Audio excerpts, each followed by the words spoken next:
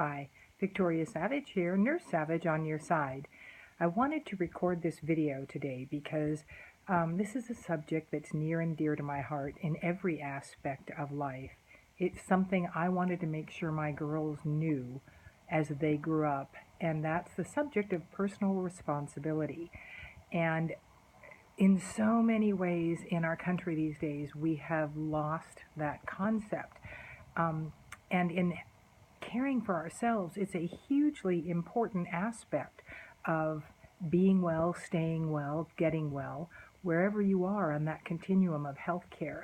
It's important to understand your responsibility, your power in directing your health aspect. One of the most important aspects that traditional medicine absolutely does not deal with is the soul aspect or the spirit aspect of healthcare.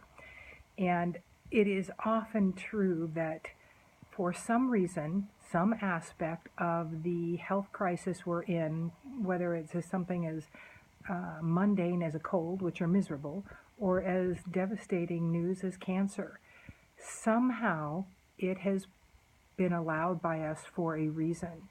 There's psychological aspects, there's emotional aspects, and it's something to consider wherever you're at in that healthcare continuum, because in some way this is serving you somehow.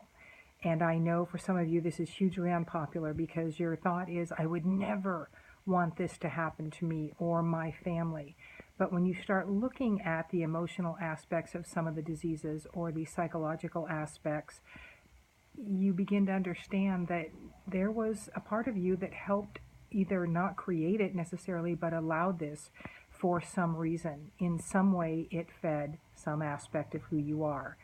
And looking at the soul aspect of your health is very powerful in directing what you want the rest of your life to look like.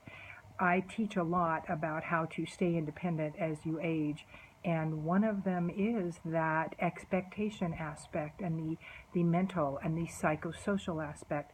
Those are often way more important than the physical aspect of what's going on, because those things absolutely contribute to creating the physical aspect.